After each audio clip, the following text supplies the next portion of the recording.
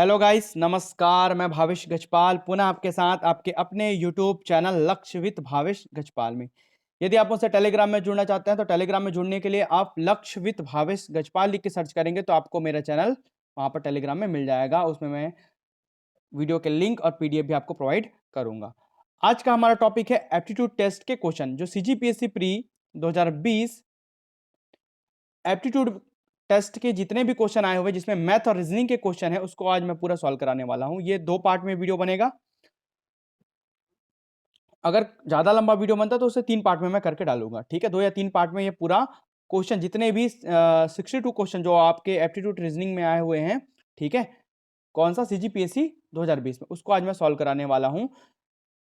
इस बार के पेपर में जो क्वेश्चंस आए थे वो थोड़ा सा टफ लग सकता है कि अकॉर्डिंग टू टाइम के अकॉर्डिंग अगर आपको देखा जाए तो आपको टफ लग सकता है, लेकिन जब हम इसे बनाते हैं तो बहुत सारे तरीके हैं। यदि आप कन्वेंशनल तरीके से, परंपरागत तरीके से मैथ को बनाएंगे, ठीक है, तो बहुत ही आसान तरीके से आपको मैथ समझ में आ जाएगा। आप लिंक मत छोड़े, है ना, कोई भी शॉर्टकट अपनाने की आपको आवश्यकता नहीं है, सिंपल तरीके से ही मैथ बन जाता है। सेकंड पेपर का है, साथ ही हिंदी और छत्तीसगढ़ी के क्वेश्चन को भी मैं आगे सॉल्व कराऊंगा।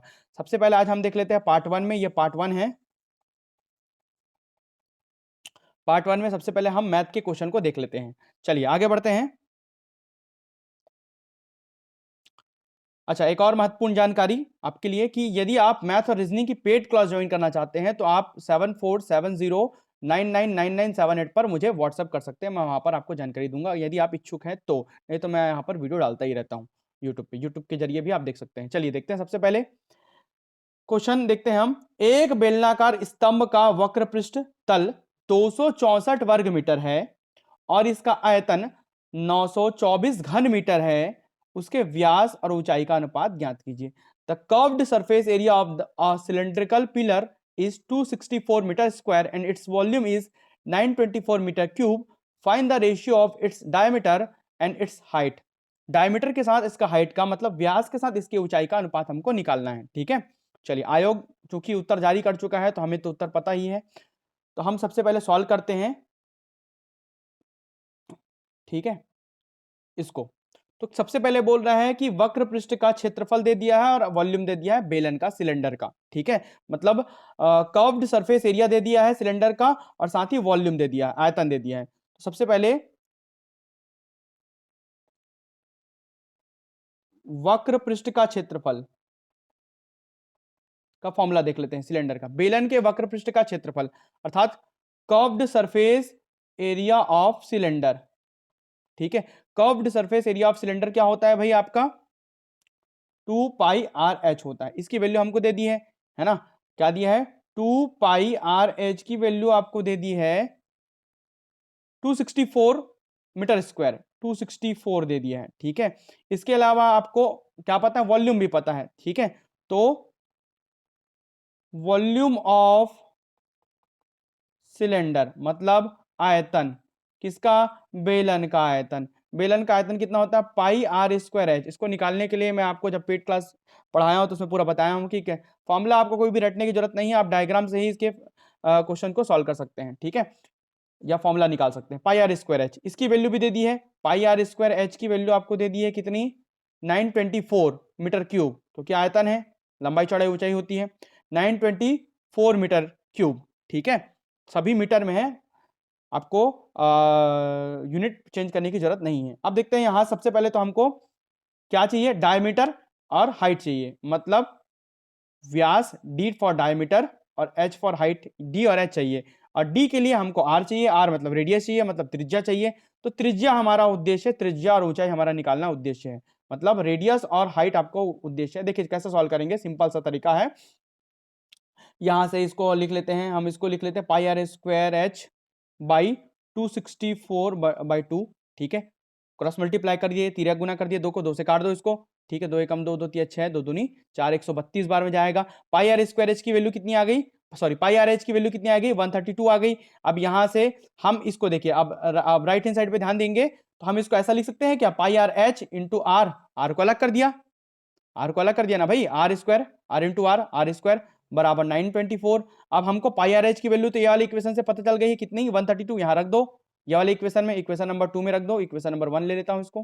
ठीक है, यहां से निकाल के इसमें रख दो, कितनी है 132 इंटू आर बाई 924। यहां से हमको किसकी वैल्यू मिल जाएगी, रेडियस मिल जाएगा, त्रिज्या मिल जाएगी हमको, ठीक है। तो आर की वैल्यू कितनी हो जाएगी 924 बाई 132, ठीक है, 132 से 94, ठीक है।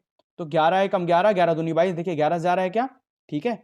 और 11 अट्ठे 88, ठीक है, 8 बार में, और आपका बच जाएगा कितना 44, 11 चौक 44, ठीक है। 12 एकम 12, 12 सत्ते 84, कितना हो गया 8 की वैल्यू, त्रिज्या कितना आ गया, रेडियस 7 मीटर। तो आपका रेडियस मिल गया 7 मीटर। आप कोई भी इक्वेशन में रख लो, ये वाले इक्वेशन में रख लेते हैं, जहां पर पाई आर एच इक्वल टू कितना है 132 है। यहां पर जो रेडियस निकला है इसको यहां रख लो, ठीक है। कितना रेडियस निकला है, पाई की वैल्यू होती है 22/7, आपको पता है। आर की वैल्यू हमने निकाल लिया 7, हाइट निकाल लेते हैं यहां से 132, ठीक है, 7 7 कैंसल, एच की वैल्यू हो जाएगी 132 अपॉन 22, कितने बार में जाएगा आपका 6 बार में जाएगा, ठीक है। 11 से काटेंगे फिर उसके बाद 6 बार में जाएगा ये। एच की वैल्यू कितनी आ गई 6 मीटर, ठीक है। हाइट यहां पर ऊंचाई पता चल गया और त्रिज्या पता चल गया। अब त्रिज्या से हम निकाल लेते हैं व्यास, तो व्यास बराबर मतलब डायमीटर,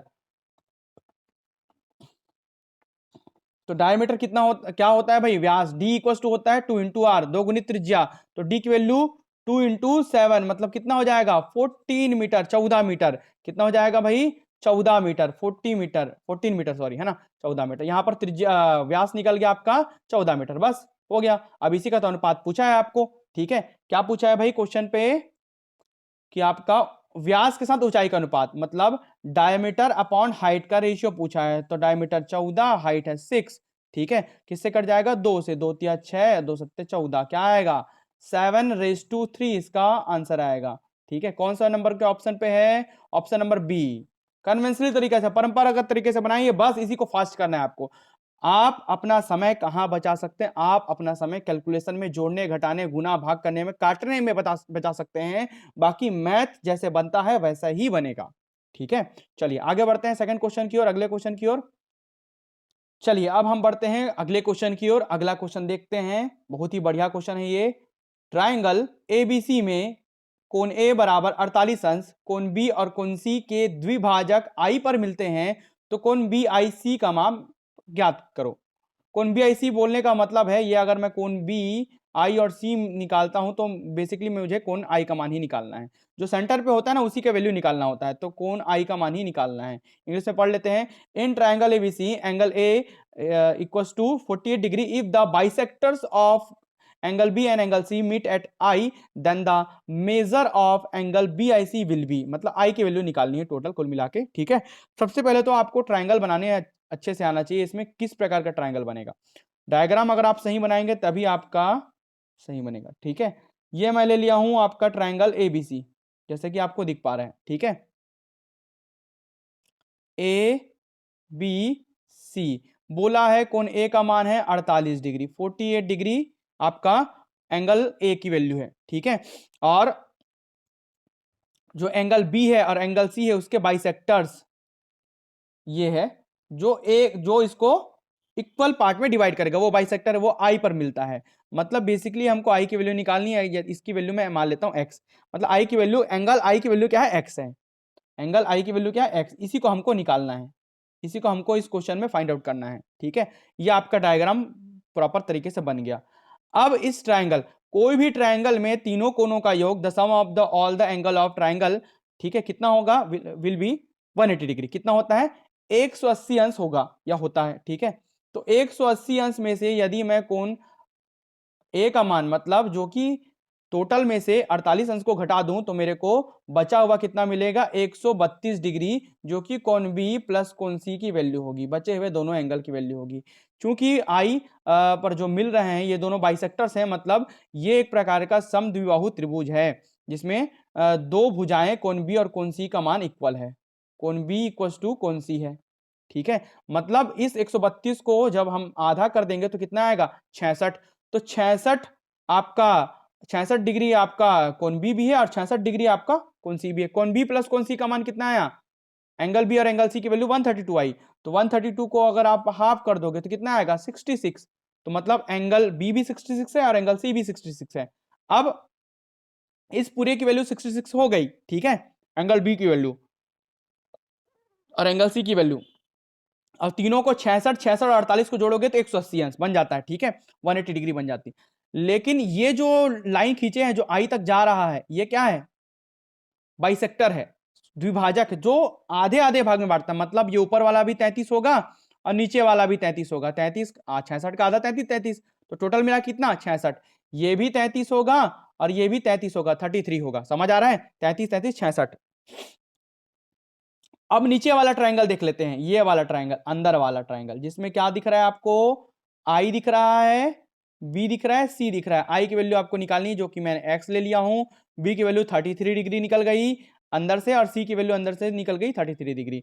ठीक है, तो ये भी एक ट्रायंगल है। अब ट्रायंगल बी आई सी में त्रिभुज के तीनों कोनों का योग होता है 180 अंश।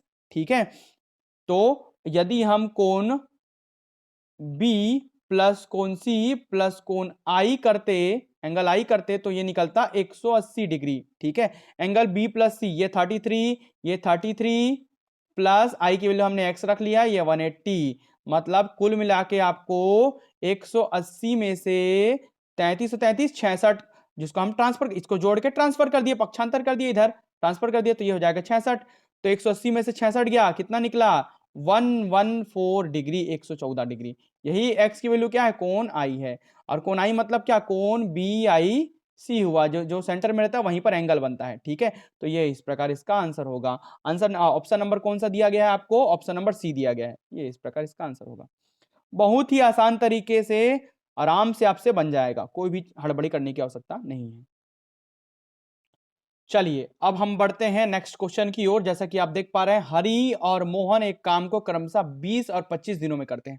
थोड़ा टफ लगेगा ये क्वेश्चन, लेकिन आसानी से एक लाइन में हम खत्म कर देंगे इस क्वेश्चन के आंसर को। 20 और 25 दिनों में खत्म करते हैं।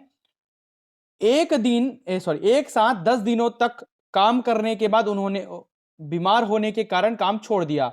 श्याम ने बाकी काम 3 दिनों में खत्म कर दिया। श्याम को अकेले पूरा काम खत्म करने में कितने दिन लगते हैं, श्याम का वर्क निकालना है ना।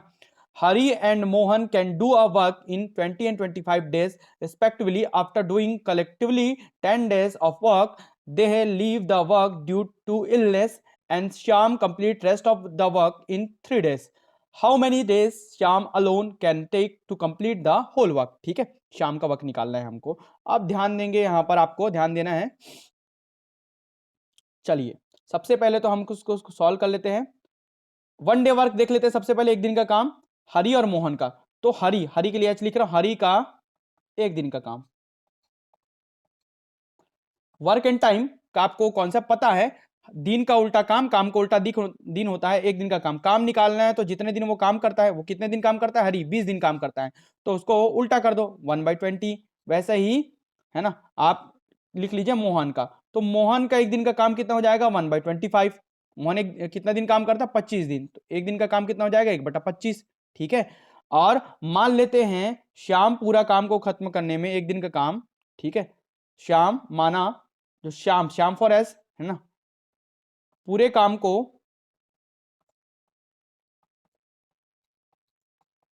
अकेले एक्स दिन में करता है। कितने दिन में करता है, एक्स दिन में करता है, ये एक्स हम ले लिए। ठीक है, तो एक दिन का काम श्याम का कितना हो जाएगा 1/x हो जाएगा। जैसे ये 25 दिन काम 20 दिन काम करता है तो 1/20 लिखे, ये 25 करता है तो 1/25 लिखे, तो x दिन करेगा पूरे काम को, तो क्या लिखेंगे 1/x दिन लिखेंगे। ठीक है, अब ध्यान देने वाली बात है, सब इसको हमेशा लाइन ग्राफ से मैं समझाता हूं। ठीक है, अब ध्यान देंगे यहां पर, ये शुरू का 10 दिन, ये बाद का 3 दिन। शुरू के 10 दिन हरि प्लस मोहन ने किए, लास्ट के 3 दिन काम अकेले श्याम ने किया छोड़ने के बाद। ठीक है, कुल 13 दिन का काम हुआ है। एक काम, पूरा काम कितना है 13 दिन में हुआ है। कितना काम, एक काम, पूरा जो एक काम है वो 13 दिन में हुआ है। हरि और मोहन का काम पूरा कितना काम, एक काम। ठीक है, अब ध्यान देंगे, हरि का 1/20 काम एक दिन का, मोहन का 1/25, श्याम का 1/x।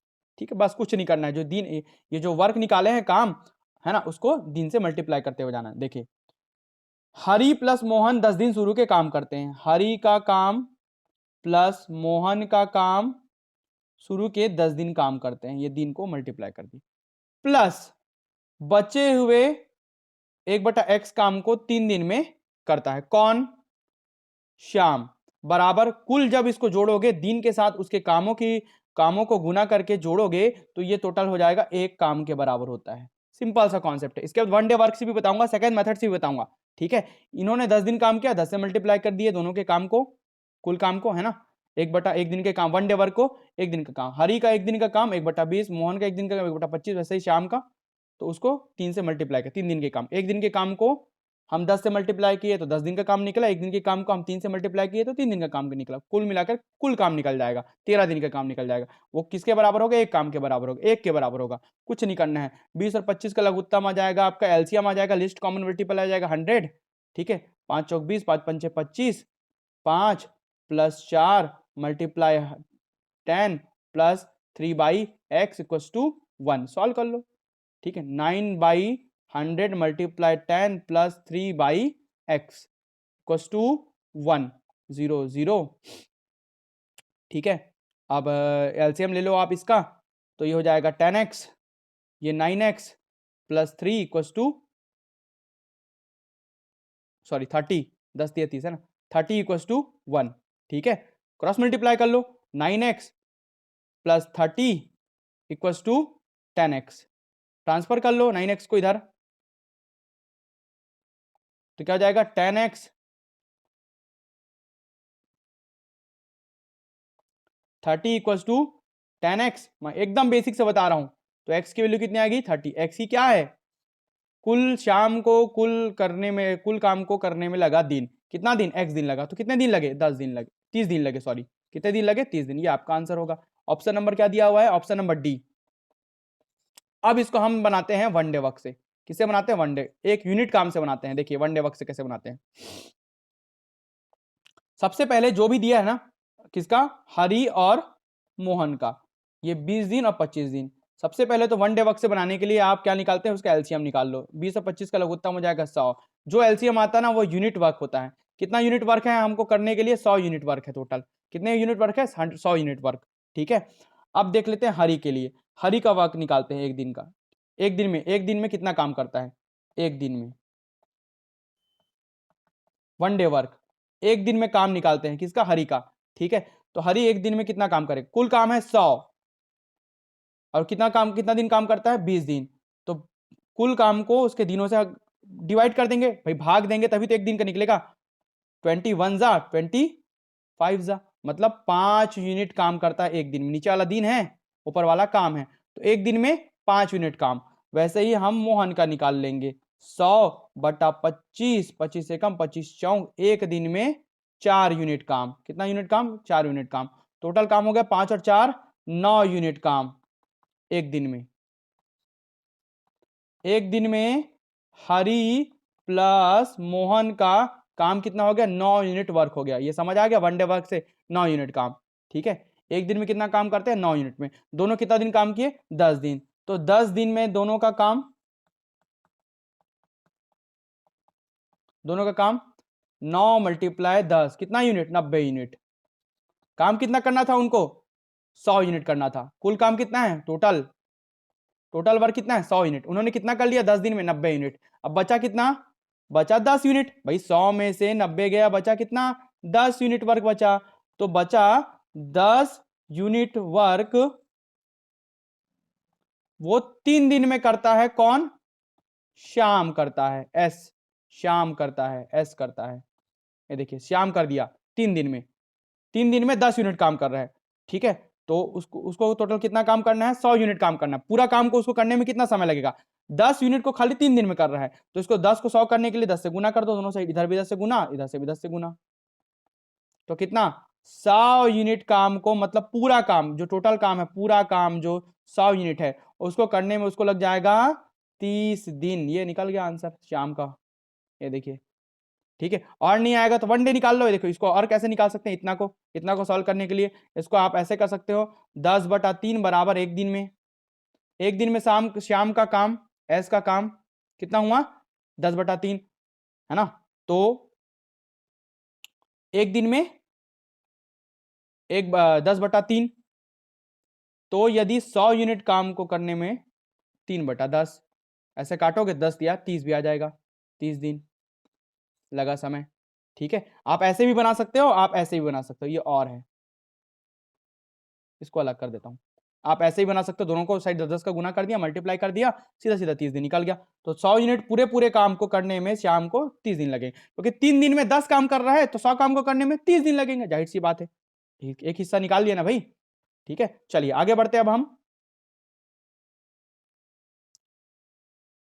अब हम देखते हैं प्रश्न क्रमांक 5 और 6। क्वेश्चन नंबर 5 और 6 एक साथ बनेंगे, जिसमें दिया गया निर्देश पढ़ लेते हैं। नीचे दिए गए प्रश्नों में प्रत्येक प्रश्न में 3 कथन शामिल हैं।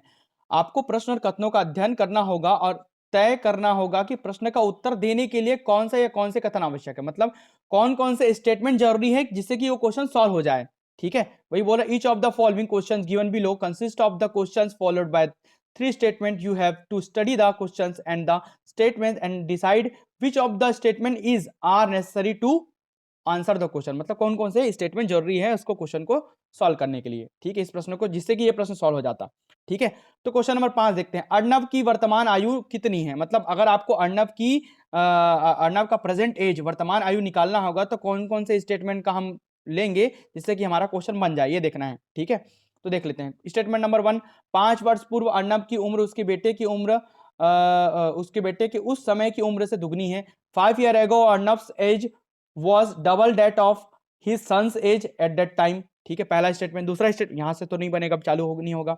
दूसरा स्टेटमेंट देखते हैं। वर्तमान जहां पर दिया रहता है ना वहां चालू होता है, सीधा सा कॉन्सेप्ट है। वर्तमान, पूर्व मतलब भूत, पास्ट एंड प्रेजेंट मतलब बाद। ठीक है, अर्णव और उसके बेटे की वर्तमान आयु का अनुपात 11:6, यहां चालू करते हैं। ठीक है, ये मैं ले लिया 3 कॉन्सेप्ट, ये वर्तमान बना दिया, ये पूर्व बना दिया, या भूतकाल बना दिया, पास्ट बना दिया, ये प्रेजेंट है। ठीक है, तो वर्तमान में ये ले लिया अर्णव और उसका बेटा, हिज सन।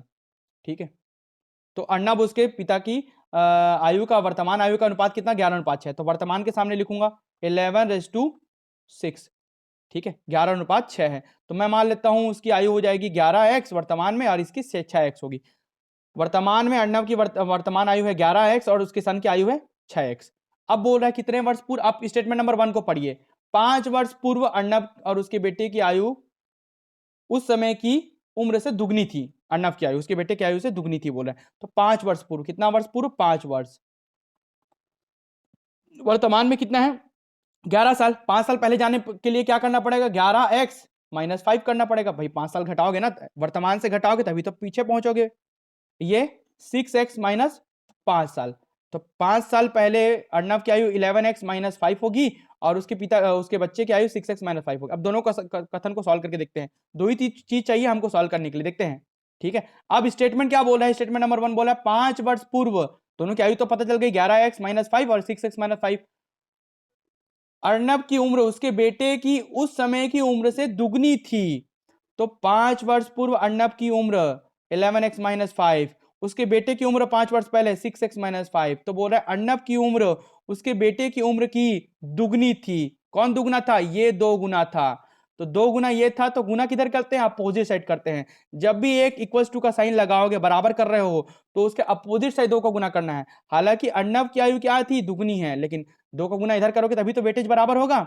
ये उसके पुत्र की आयु है। ठीक है, तो पुत्र वाले साइड गुना कर, अपोजिट साइड, जब भी बराबर का साइन लगाते हैं, इक्वल टू का साइन लगाते हैं, तो मल्टीप्लाई हमेशा अपोजिट साइड किया जाता है। दुगना किसको बोला, अर्णव की आयु को, लेकिन हम 2 का गुना 2 का मल्टीप्लाई किधर किया, उसके सन के साइड किए। ठीक है, निकाल लो। 11x minus 5 equals to 12x, multiply कर लो, माइनस 10। ठीक है, ट्रांसफर कर लो, -5 + 10, 10 इधर आ गया, और ये 12x 11 उधर चला गया, 11x। ये हो जाएगा x की वैल्यू, ये हो जाएगा 5, 10 में से 5 गया 5, x की वैल्यू आ गई 5, यहां पुट कर लो, यहां पुट कर लो, ये 6 गुणित 5, 6 पंचे 30 वर्ष। वर्तमान आयु उसके बच्चे की 30 साल, यहां पुट कर लो। ठीक है, 11x मतलब 11 × 5, 11 पंचे 55 वर्ष। अर्णव की आयु 55 वर्ष, ये निकल गया। मतलब स्टेटमेंट नंबर 1 और स्टेटमेंट नंबर 2 को यदि हम फॉलो करते हैं तो हमारा आंसर निकल जाता है। अब ऐसे ही हम बना के देखेंगे फटाक से स्टेटमेंट नंबर 3 के साथ, है ना। अगर मैं स्टेटमेंट नंबर 3 भी फॉलो करता हूं, अब मैं फॉलो करता हूं स्टेटमेंट नंबर 2 और 3 को, तो 2 में इस बार क्या बोला है, वर्तमान बोला है, समझ आ रहा है। वर्तमान। ये अर्नब की आयु और इसके पुत्र की आयु, ठीक है। अर्नब की आयु वर्तमान में 11:6 के अनुपात में थी, मतलब इसको मान लेता हूँ 11x, इसको मान लेता हूँ 6, क्योंकि ये 11:6 था वर्तमान आयु, ठीक है। प्रेजेंट, ठीक है, प्रेजेंट एज 11x 6x। अब बोल रहा है बाद, बाद मतलब फ्यूचर में, अब से 5 साल बाद, ठीक है। 5 year hence the ratio of the Arnab's in 5 year, मतलब 5 साल बाद। तो 5 साल बाद, ये 5 वर्ष बाद, मतलब फ्यूचर में 5 साल बाद, तो 11x माइनस प्लस 5 हो जाएगा। बाद जाने के लिए आप अभी हो वर्तमान में, आपको अगर फ्यूचर में जाना जोड़कर जाओगे, अब भूत में जाना है तो वर्तमान से घटा कर जाना है, और अगर आगे जाना है तो वर्तमान से मतलब प्रेजेंट कंडीशन से जोड़कर जाना है, ठीक है। और इसकी हो जाएगी 6x प्लस 5। अब इससे बना के देखते हैं बनता है कि नहीं बनता है। ये स्टेटमेंट नंबर 2 है और स्टेटमेंट नंबर 3 के लिए ये कंडीशन है। क्या बोला, 5 वर्ष बाद दोनों की आयु ये है। अब बोला है कि 5 वर्ष बाद अर्नब और उसके बेटे की उम्र का अनुपात 12:7 हो जाएगा। कर लेते हैं अनुपात, ठीक है। 5 वर्ष बाद अर्नब का उम्र 11x प्लस 5, उसके बेटे का उम्र 6x प्लस 5, दोनों का अनुपात निकाल लिए, मतलब बटा कर लिए, दोनों का अनुपात कितना दिया है 12/7 हो जाएगा बोल रहा है। बस क्रॉस मल्टीप्लाई कर लो, आंसर आ जाएगा। 7 का गुना इधर 77x प्लस 7 पंचे 35, 12 छक्का 72x, इसका गुना इधर मल्टीप्लाई क्रॉस मल्टीप्लाई, है ना। 72x प्लस 12 पंचे 60, सॉरी 5 पंचे 25, 12 पंचे बोल रहा हूं, है ना। 5 5 जा 25, ये हो गया। बस इसको इधर ला लो, इसको इधर ले जाओ, तो 77x minus 72x equal to, sorry हाँ 12 पंचे 60 ही होगा, ये 60 ही है, 12 है ना, ठीक ठीक ठीक, मैं 5 देख रहा था उसको, 60 ही है। 60 माइनस 35, ठीक है। तो यहां पर से आ जाएगा आपका 5x, वैल्यू क्या निकल जाएगी 5x इक्वल टू 25, 5 1 जा 5 5 जा, x की वैल्यू अभी भी क्या आई 5 आई।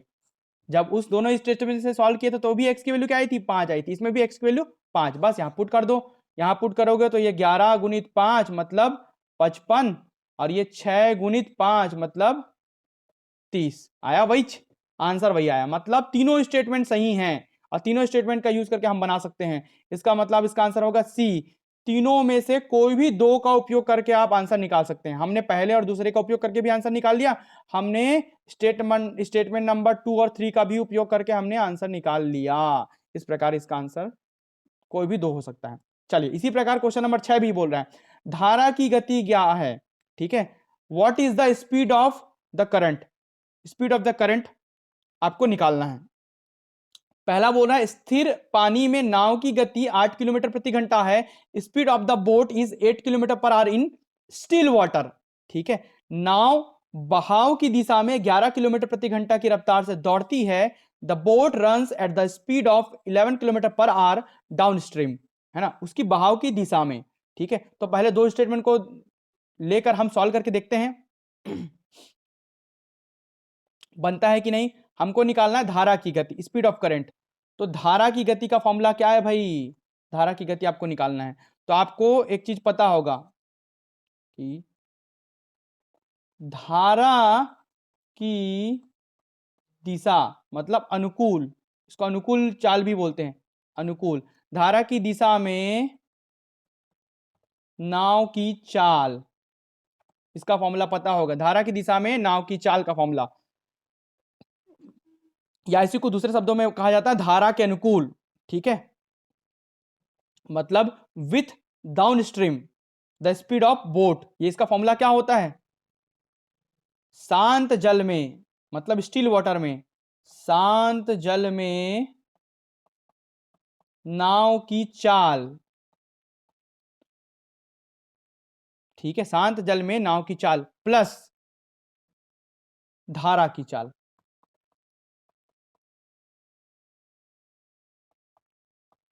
ये निकलेगा। हमको धारा की चाल निकालना है, अभी हमको ये वाला चीज ये निकालना है, थर्ड वाला, ठीक है। तो धारा की दिशा अनुकूल, अनुकूल दिशा में नाव की चाल आपको दिया है क्या क्वेश्चन पे, बिल्कुल दिया है। धारा की बहाव, नाव बहाव की दिशा में 11 किलोमीटर प्रति घंटे की रफ्तार से दौड़ती है यूनिट, तो ये 11 दे दिया है। शांत जल में नाव की चाल स्टिल वाटर में कितना दिया है आपका 8 किलोमीटर, इसकी वैल्यू 8 दे दी है। स्टेटमेंट नंबर 1 और स्टेटमेंट 2 को फॉलो कर दिया, प्लस धारा की चाल। क्या निकल गया? 11 माइनस 8 बराबर धारा की चाल। कितना? आपका 3 किलोमीटर पर आवर, ये है धारा की चाल। ठीक है, ये आपका निकल गया आंसर। मतलब आपने स्टेटमेंट नंबर 1 और 2 को फॉलो करके आंसर निकाल लिया, बिल्कुल ठीक है। अब इसी को हम देखते हैं, स्टेटमेंट नंबर 3 को पढ़ते हैं। स्थिर जल एवं बहाव की दिशा में नाव की रफ्तार का अंतर 3 किलोमीटर प्रति घंटा है। क्या बोल रहा है? स्थिर जल एवं बहाव की दिशा में नाव की रफ्तार का अंतर 3 किलोमीटर प्रति घंटा, बिल्कुल ये दे दिया है। स्थिर जल में नाव की चाल और धारा की दिशा में नाव की चाल, दोनों का अंतर दे दिया है। मतलब इस बार हमको ऐसे दे दिया है, धारा, स्टेटमेंट नंबर 3 क्या बोल रहा है? देखिए, धारा की दिशा में मतलब बहाव की दिशा में, है ना, नाव की चाल, अनुकूल चाल बोल दिए, अनुकूल चाल बोलते हैं इसी को। क्या बोलते हैं? अनुकूल चाल कहा जाता है। माइनस इसका अंतर दे दिया है, और क्या बोला है? शांत जल में नाव की चाल, शांत जल में ये दिया ना भाई, स्थिर जल में अर्थात शांत जल में, स्थिर जल को ही स्टिल वाटर को ही शांत जल बोलते हैं, शांत जल में नाव की चाल। दोनों का अंतर कितना दिया है? 3। दोनों का अंतर कितना दिया? 3। और यही तो, जब इसको आप देखिए, ये वाले स्टेटमेंट को जब इधर ट्रांसफर कर दोगे तो आपकी क्या निकल जाती है? धारा की चाल। ठीक है, तो आप ये, इसका अंतर ही क्या होता है? इसका अंतर ही तो धारा की चाल होती है। फॉर्मूला तो होता है ना, इन दोनों का अंतर ही धारा की चाल है। तो कितना दिया? 3 किलोमीटर प्रति घंटा। मतलब धारा की चाल इससे भी निकल रहा है कितना? 3 किलोमीटर प्रति घंटा। मतलब स्टेटमेंट नंबर 1, 2 और 3, या तो 1 और 2 को एक साथ लेके बनाओ अथवा खाली 3 को लेकर बनाओ, तो आपको धारा की चाल दोनों कंडीशन में 3 किलोमीटर प्रति घंटा ही आएगी। हमने स्टेटमेंट नंबर 2, स्टेटमेंट नंबर 1 और स्टेटमेंट नंबर 3, 1 और 2 को एक साथ यूज किया, फिर 3 का यूज किया, इस प्रकार हमको आंसर मिल गया। ठीक है, चलिए बढ़ते हैं आगे। हम चलिए अब हम आगे बढ़ते हैं पाई चार्ट की ओर। पाई चार्ट का अध्ययन कीजिए, प्रश्न क्रमांक 7 और 8 बनाइए। मतलब 7 और 8 एक साथ पाई चार्ट से बनेंगे। एक एमबीए कार्यक्रम में विभिन्न क्षेत्रों ए बी सी डी ई में विशेषज्ञता के संदर्भ में छात्रों की ब्रेकअप डिग्रीवार, छात्रों की कुल संख्या दी है 2100। ठीक है, breakup degree wise of student in terms of specialization in different areas A, B, C, D and E in an MBA program. Total number of the student 2100, 2100 है। ठीक है, तब हमको क्वेश्चन नंबर 7 सॉल्व करना है। यदि ये पाई चार्ट दिया है, पॉइंट टू बी नोटेड, ये एंगल में दिया है, मतलब डिग्री में दिया है। अगर परसेंटेज में देता तो 100 से डिवाइड करते, अगर एंगल में दिया है तो हमको 360 से डिवाइड करना है, डिग्री को हटाने के लिए। याद रखना, बस इतना ही पॉइंट नोट करना। बहुत आसान क्वेश्चन है। ई में विशेषज्ञता प्राप्त छात्रों की संख्या सी में विशेषज्ञता प्राप्त छात्रों की संख्या से कितने प्रतिशत अधिक है? परसेंटेज ऑफ अधिकता निकालना है। ठीक है, the number of students specialising in E is what percent more than that of student specialising in C, C की तुलना में कितनी अधिक है। ठीक है, चलिए हम सबसे पहले ई के लिए निकाल लेते हैं। तो कुल कितना दिया है? 2100 छात्रों का। ई में कितने लोग विशेषज्ञता प्राप्त हैं? 97.2 डिग्री, है ना। तो 97.2 डिग्री को हटाने के लिए 360 से गुना कर देते, ई की संख्या निकाल लेते हैं। ठीक है, इसको हम कैसे लिख सकते हैं? और 2100 गुने 972 360 गुनी 10, ऐसे लिख सकते हैं। दशमलव को हटा लिए, 1 2 काट लो, 3 एकम 3, 3 दूनी 6, 3 सत्ते 21 काट लो, 12 एकम 12, 12 अट्ठे 96, 12 एकम 12 81 बार में। ठीक है, 7 एकम 7, 38 56, तो कितना आ जाएगा संख्या कुल? 567। ई में विशेषज्ञता प्राप्त छात्र, नंबर ऑफ स्टूडेंट्स कितने आ गए? आपके 567 आ गए। ठीक है, अब इसी को हमको निकाल लेना है सी के लिए। अब हम सी के लिए निकालते हैं। तो सी के लिए 2100 का, सी में विशेषज्ञता प्राप्त छात्र कितने? 72। ठीक है, 72 डिग्री है, तो 72 बटा 360, डिग्री को हटाने के लिए 360 से डिवाइड करेंगे। अगर हम परसेंटेज रहता तो 100 से डिवाइड करते। बस इतना ही कॉन्सेप्ट, टोटल कुल का परसेंट बराबर आंशिक हिस्सा, वही कॉन्सेप्ट है ना। तो यहाँ पर टोटल वैल्यू का के की मतलब गुना होता है, मल्टीप्लाई होता है मैथमेटिक में। का बोला है, का मतलब ऑफ, ऑफ बोला है। ऑफ जब भी बोलेगा तो उसका मतलब गुना होता है। ठीक है, शून्य शून्य काट दिए। 36 से कम, 36 दूनी 72, 21 दूनी 42, मतलब कितने छात्र? 420 छात्र। किसमें? सी में विशेषज्ञता प्राप्त। अब दोनों का डिफरेंस देख लेते हैं, अंतर देख लेते हैं दोनों का। दोनों का अंतर कितना है भाई? 147 का अंतर है, डिफरेंस है दोनों में। कितने का डिफरेंस है? 147 का अंतर है दोनों में। कैसे निकाले अंतर? घटा कर निकाले। 567 अपॉन 420, दोनों का अंतर कितना है? 147, ये आ गया हमको। अब हमको अधिकता का परसेंट निकालना है। कितना परसेंट अधिक है?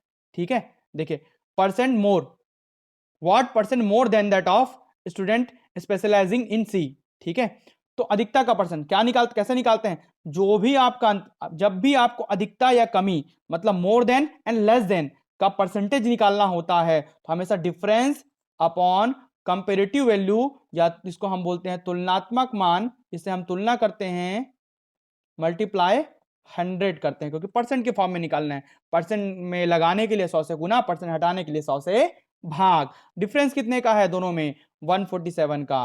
कौन कंपैरिजन कर रहा है? ई कंपैरिजन कर रहा है। किससे? सी से। देखिए, ई कंपैरिजन कर रहा है। ई में विशेषज्ञता प्राप्त छात्रों की संख्या सी में विशेषज्ञता प्राप्त छात्रों की संख्या से कितने प्रतिशत अधिक है? सी से तुलना कर रहा है। कौन? ई से।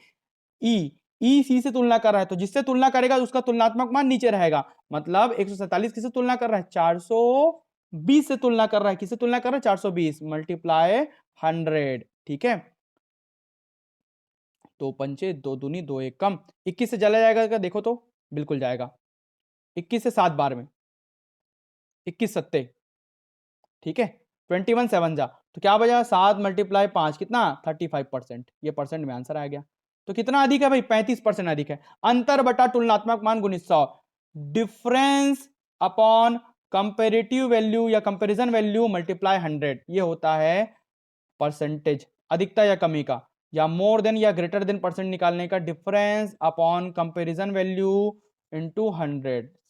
यही अगर लेस देन मतलब कमी का परसेंट निकालने बोलता तो जैसे ही लिखते अंतर, उस समय कमी आता, अंतर बटा तुलनात्मक मान गुणित 100, यही फॉर्मूला लगाते। ठीक है, तो 35% अधिक है, ज्यादा है। ये आ गया आंसर आपका। आप ऑप्शन नंबर कौन सा है? बी इसका आंसर है, 35%। ठीक है, चलिए आगे बढ़ते हैं अब हम क्वेश्चन नंबर 8 की ओर। ए और बी में विशेषज्ञता प्राप्त छात्रों की संख्या सी और डी में विशेषज्ञता प्राप्त छात्रों की संख्या से एक्स ज्यादा है। ठीक है, वो किसके बीच है? वो एक्स जो ज्यादा है, वो उसका मान निकालना है। तो ए प्लस बी में विशेषज्ञता प्राप्त छात्रों की संख्या को निकालने के लिए दोनों के सबसे पहले हम पाई चार्ट को देखते हैं। ए में 61.2 और 75.6, 61.2 75.6 जोड़ लो दोनों को। ए प्लस बी के लिए 8 6 13, 136.8 डिग्री टोटल। ठीक है, वैसे ही सी प्लस डी के लिए कर लो। सी में कितना है? सी में आपका 72 और डी में 54, 72 54 जोड़ लो, 126 डिग्री टोटल। ठीक है, अब हमको निकालना है ए प्लस बी का संयुक्त रूप से टोटल का। तो 2100 का ए प्लस बी में, ए प्लस बी का कितना? 136.8 अपॉन 360, ये डिग्री हट गया। इधर हमको निकालना है सी प्लस डी का एक साथ। ठीक है, सी प्लस डी के एक साथ, तो 2100 मल्टीप्लाई 126 अपॉन 360 डिग्री। ठीक है, काट लो भाई। 6 से 6 6 36, 6 दूनी 12, 6 कम 6। ठीक है, और 2 से 2 तिया 6, 3 से 3, 3 दूनी 6, 3 सत्ते 21, 2 एकम 2, 2 पंचे 10,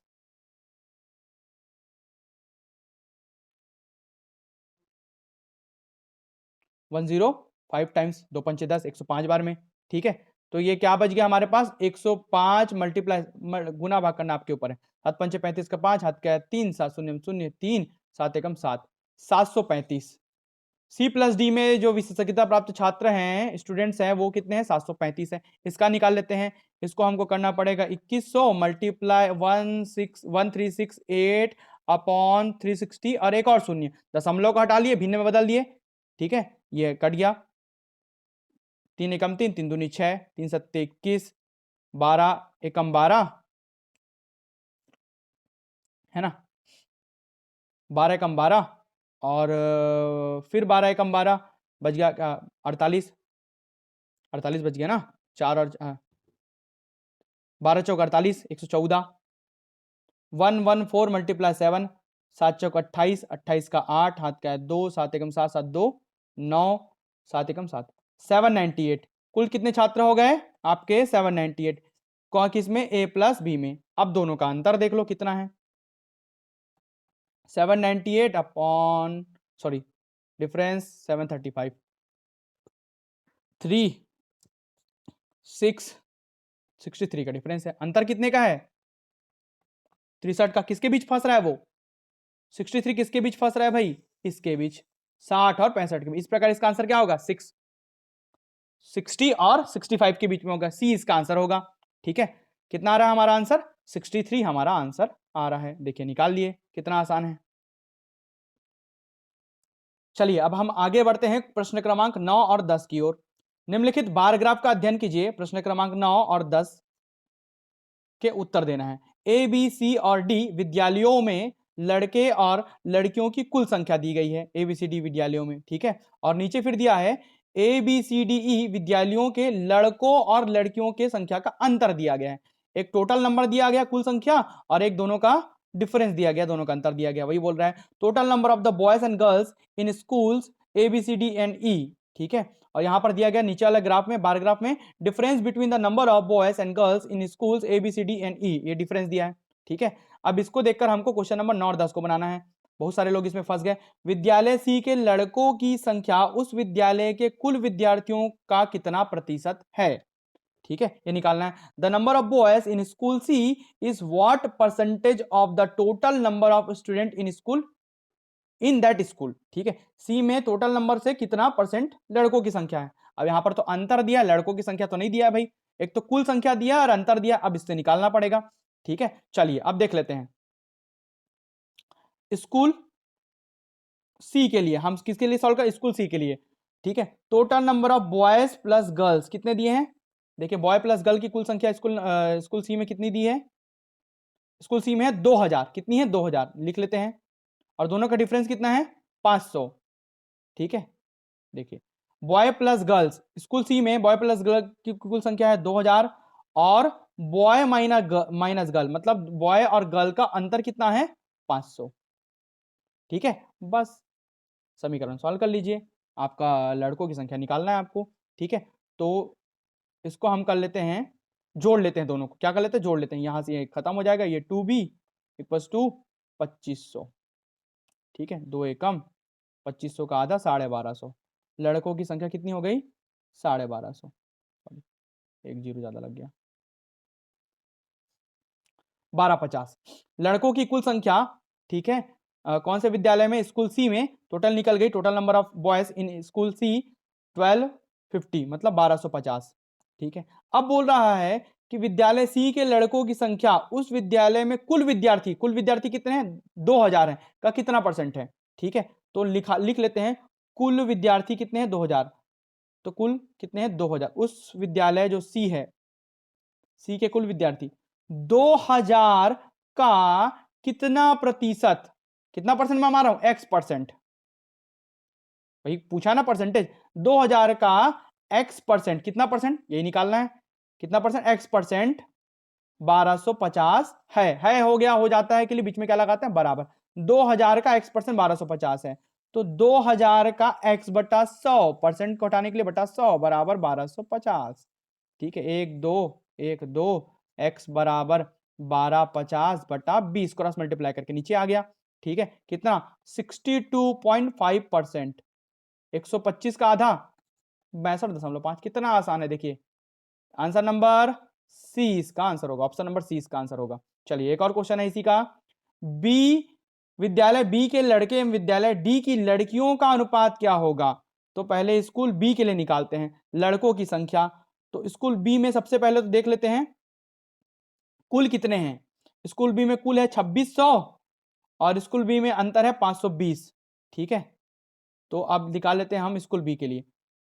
स्कूल बी में बॉय प्लस गर्ल कितने हैं? 2600 और बॉय माइनस गर्ल कितने हैं? 520। 520 ही है ना, एक बार देख लेता हूं ना फिर से मैं। हाँ 520 है स्कूल बी के लिए। और वैसे ही स्कूल डी के लिए देख लेते हैं। स्कूल डी के लिए पूछा है ना क्वेश्चन पे। हाँ स्कूल डी के लिए, स्कूल डी में देख लो बॉय प्लस गर्ल कितने हैं? 3200 और बॉय माइनस गर्ल कितने हैं? 860। चलिए लिख लो भाई। स्कूल डी के लिए बॉय प्लस गर्ल 3200 और बॉय माइनस गर्ल 860। ठीक है, कर लो।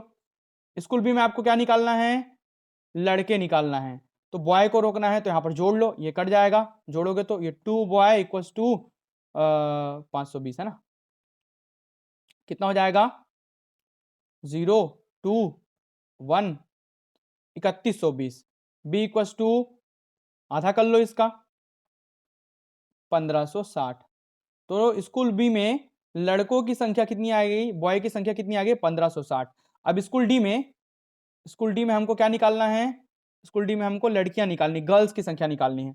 ठीक है, सबसे पहले फिर उनका रेशियो कर देंगे। स्कूल डी में गर्ल्स निकालना है तो यहां पर आप घटा लो। घटाओगे तो ये माइनस हो जाएगा, ये माइनस का प्लस हो जाएगा, ये प्लस का माइनस हो जाएगा। घटा लो तो ये दोनों कट जाएगा। यहां पर girl plus plus 2 girl, sorry 2 boy लिख रहा हूं, ये हो जाएगा 2 गर्ल इक्वल्स टू, घटा लो 0 4 3 2 2340। तो गर्ल्स की संख्या कितनी हो गई? आधा कर लो 2340 बटा 2, 2 एकम 2 एकम 2, तो 7 14 1170। तो गर्ल्स की संख्या स्कूल डी में कितनी हो गई? 1170। ये निकल गया 1170। ठीक है, दोनों का रेशियो स्कूल बी के बॉयज और स्कूल डी के गर्ल्स दोनों का रेशियो निकालना है। मतलब 1560 बट्टा 1170। ठीक है, 1560 बटा 1170। 0 0 कैंसल। कितने बार में जाएगा देखो तो? 17 से 13 से जाएगा 7 तक। हाँ 13 कम 13, 13 दूनी 26 और 13 से ये चले जाएगा 13 मल्टीप्लाई 6 18 नहीं, 6 पंचे 5 15 नहीं, 5 चौक 4 12, 4 12 का 2 का 1 7 7 21 नहीं, 13 से 9 9 9 सत्ते 9 27। हाँ 13 नियम 9 7 9 9 27 7 का 1 9 9 9 10। ठीक, 13 नियम 117। ठीक है, तो ये हो जाएगा आपका 12 बटा 9, 3 3 9, 3 चौक 12। कितना आया? 4/3। 4:3 इसका आंसर होगा। चलिए इसका आंसर क्या होगा? 4:3, 4:3 इसका आंसर आएगा। ठीक है, चलिए आगे बढ़ते हैं हम अगले क्वेश्चन की ओर फटाक से। देखिए, एक बल्लेबाज 16 पारियों में एक निश्चित औसत रन से रन बनाता है। 17वीं पारी में वह 102 रन बनाता है, जिससे उसका औसत 4 बढ़ जाता है। 17वीं पारी के बाद उसका औसत क्या होगा? A batsman has a certain average of runs for 16 innings. In the 17th innings, he makes a score of 102 runs, thereby increasing his average by 4. What is his average after the 17th inning? 17वें inning के बाद उसका average क्या होगा, औसत क्या होगा? देखिए, इसको परंपरागत तरीके से मैं कोई शॉर्टकट ट्रिक नहीं बताऊंगा, सीधा सीधा औसत का फॉर्मूला लगाऊंगा। औसत का फॉर्मूला क्या होता है? सभी का योग बटा कुल संख्या बराबर औसत। The sum of the all the numbers, sum of all the numbers upon total number equals to average. ये होता है एवरेज का फॉर्मूला, इसी से ही बनाऊंगा। कोई एक्स्ट्रा ट्रिक वगैरह लगाने की जरूरत नहीं है, 2 बार बस अप्लाई करना है इसको। देखिए पहला स्टेटमेंट क्या बोल रहा है? 16 पारियों में एक निश्चित रन बनाता है। मान लेते हैं 16 पारियों के रनों का योग, मतलब the sum of the all the runs in 16 innings, मतलब 16 पारियों में सभी के रनों का योग हमने कर लिया। कितनी पारी? 16 पारी, टोटल नंबर 16। ये थ्योरी ऊपर वाला, नीचे वाला संख्या है, कुल संख्या, सभी का योग total sum upon total number, यही कर दिया, बराबर एवरेज। माना एवरेज, लेट अस अज्यूम माना एवरेज कितना x है, कितना है एवरेज? x है। देखिए सभी का योग बटा कुल संख्या बराबर x, तो 16 पारियों के रनों का योग हमारे पास कितना आ गया? 16x, equation number 1। अब देखो अगला, अगला स्टेटमेंट क्या बोल रहे हैं? 17वीं पारी में वह 102 रन बनाता है जिससे उसका औसत 4 बढ़ जाता है, बस ये दूसरा स्टेटमेंट। 16 पारियों के रनों का योग प्लस 17वीं पारी के रन, 17th पारी में रन कितना बनाया? 102 रन। कितना रन बनाता है? 102 रन। भाई 16 पारी में जितने भी रन बने होंगे सबका योग प्लस 17वां पारी का रन, 17वां पारी में 102 रन बनाया, कुल कितने इनिंग? 17 इनिंग। अब औसत में कितनी की वृद्धि हो जाती है? 4 की वृद्धि हो जाती है। एवरेज कितना बढ़ जाता है? 4 बढ़ जाता है, बोला है ना, ये औसत 4 बढ़ जाता है। लिख लो, आगे आके लिख लो इधर, ठीक है। पहले औसत कितना था? x माना था हमने, तो x प्लस 4, अब कितना बढ़ गया? एवरेज 4 बढ़ गया 17वीं पारी के बाद। लिख लो, ये वाला यहां से आया है, 16 पारियों के रनों का योग हमने 16x निकाला इक्वेशन नंबर 1 से, ये इक्वेशन नंबर 2 है, इक्वेशन नंबर 2 में जाकर रख दो। 16x प्लस 102 इक्वल्स टू, ये 17 का गुना उधर कर लो, क्रॉस मल्टीप्लाई, 17x प्लस 17 चौक, 7 चौक 28 का हाथ का 2, 4 एकम 4 4 2 6 68, ठीक है, 68 हो जाएगा। अब लिख लो भाई, इसको इधर ला लो, इसको इधर ला लो, 102 minus 68 equals to 17x minus 16x। x की वैल्यू कितनी आ गई? ठीक है, कितनी आ गई x की वैल्यू आपकी? 68 घटा दो इसमें से 30, 4 34, 34 आ गया। अब बोला है 17वां पारी के बाद रन औसत, सॉरी, तो 17वां पारी के बाद औसत कितना था? एवरेज कितना था औसत after 17th inning? x plus 4 था, x की वैल्यू आपने कितने निकाली? 34 प्लस 4 कितना? 38, इसका आंसर होगा। देखिए सिंपल से तरीके से बन जाता है, बस कुछ नहीं, एक बार हमने यहां फॉर्मूला लगाया, एक बार हमने यहां फॉर्मूला लगाया, क्या? सभी संख्याओं का योग बटा कुल संख्या बराबर औसत। सब question, each and every question औसत के, अगर मुझे आप 100 क्वेश्चन दोगे, मैं 100 क्वेश्चन को इसी फॉर्मूले से बना दूंगा, कोई भी ट्रिक यूज नहीं करूंगा, ठीक है। खाली आपको रखने आना चाहिए कि कहां पर क्या लगा। ऊपर में हमेशा योग रखाता है और नीचे में हमेशा संख्या रखाती है, ठीक है। टोटल ऊपर में रखा था, total number of total numbers नीचे में लिखाते हैं, सम ऑफ ऑल नंबर ऊपर में लिखाता है, टोटल नंबर नीचे में लिखाते हैं, ठीक है। चलिए अब आगे बढ़ते हैं हम। चलिए अब ये क्वेश्चन नंबर 13 और 14, क्योंकि वीडियो बहुत ज्यादा लंबा हो जा रहा है, तो यहां से लेकर अगले जितने भी क्वेश्चन है वो मैं नेक्स्ट पार्ट में आपको कराऊंगा। नेक्स्ट पार्ट आप इसका जरूर देखें, ये पार्ट नंबर 1 है, पार्ट नंबर 1 यहीं पर मैं आपको खत्म करता हूं, पार्ट नंबर 2 आप जरूर देखें। इसका पीडीएफ भी मैं पूरा बनने के बाद आपको टेलीग्राम चैनल में, मेरे टेलीग्राम चैनल में आपको उपलब्ध करा दूंगा। टेलीग्राम से जुड़ने के लिए आप क्या सर्च करेंगे टेलीग्राम में जाकर? लक्ष्य विथ, स्पेलिंग देख लीजिए, भावेश गजपाल, LAKSHY विथ भावेश गजपाल लिख के सर्च करेंगे टेलीग्राम में, तो आपको टेलीग्राम चैनल मिल जाएगा, वहां ज्वाइन हो जाइए, पूरे डिटेल दूंगा। यदि आप पेड क्लास ज्वाइन करना चाहते हैं तो 7470999978 पर आप मुझे व्हाट्सएप कर देंगे, तो मैं आपको मैथ रीजनिंग की पूरी पेड क्लास आपको उपलब्ध करा दूंगा। ईच एंड एवरी क्वेश्चन आपके बनेंगे, आगामी होने वाले ACF रेंजर का एग्जाम हो या कोई भी हो, इसमें आपके मैथ जरूरी हैं, उससे रिलेटेड क्वेश्चंस के लिए। वीडियो में अंत तक बने रहने के लिए बहुत बहुत धन्यवाद।